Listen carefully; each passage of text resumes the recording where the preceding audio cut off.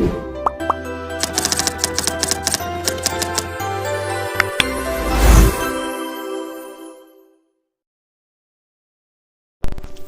perkenalkan nama saya Muhammad Ariansyah Pamungkas. NPM saya 301233031, Universitas Teknologi Digital. Sekarang saya sedang menempuh S1 Studi Hukum. Di sini saya akan mengulas atau menjelaskan lagi tentang pertemuan keempat sampai pertemuan ketujuh.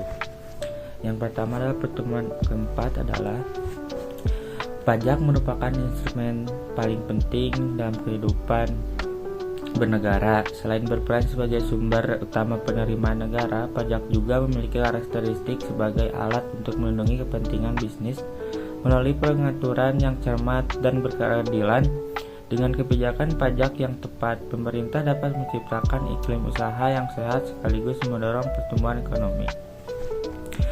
Nah, pajak sebagai kewajiban negara, tentunya pajak sebagai sumber untuk penerimaan negara.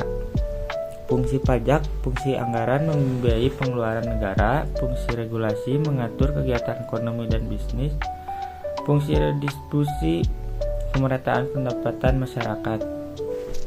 Nah, selanjutnya pajak sebagai instrumen perlindungan bisnis. Pajak digunakan untuk menciptakan iklim usaha yang sehat. Kebijakan pajak mendorong investasi dan pertumbuhan sektor bisnis. Insentif dan pengaturan pajak untuk mendukung sektor-sektor strategis.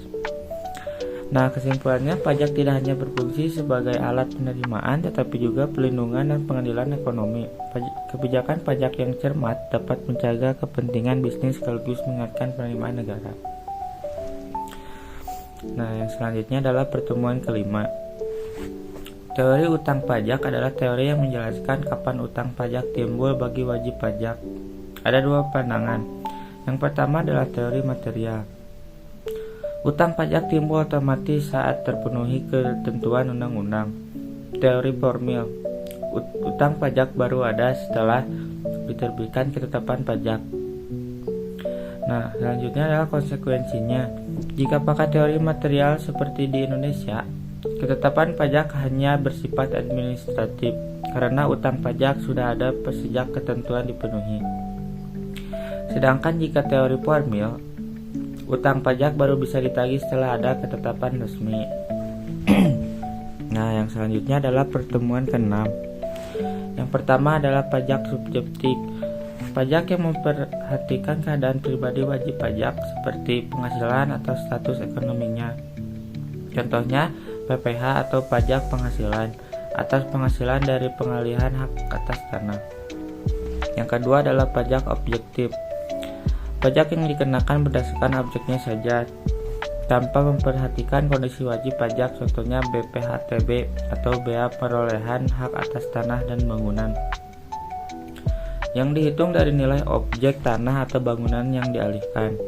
Yang ketiga, pajak berganda atau double taxation. Terjadi saat satu objek atau transaksi dikenakan dua jenis pajak sekaligus. Dalam pengalihan hak atas tanah misalnya, pihak penjual dikenai PPh final, pihak pembeli dikenai BPHTB, sehingga satu transaksi dikenai dua jenis pajak, itulah bentuk pajak berganda. Nah, yang selanjutnya, yang terakhir adalah pertemuan ke-7. Latar belakang pemungutan pajak.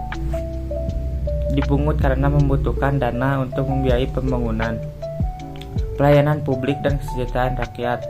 Pajak adalah sumber penerimaan negara yang utama. Hubungan negara dan warga negara dalam pajak. Negara berwenang memungut pajak berdasarkan undang-undang. Sementara warga negara berkewajiban membayar pajak sebagai bentuk partisipasi dalam pembangunan. Hubungan ini bersifat hukum publik dan berdasarkan peraturan perundang-undangan.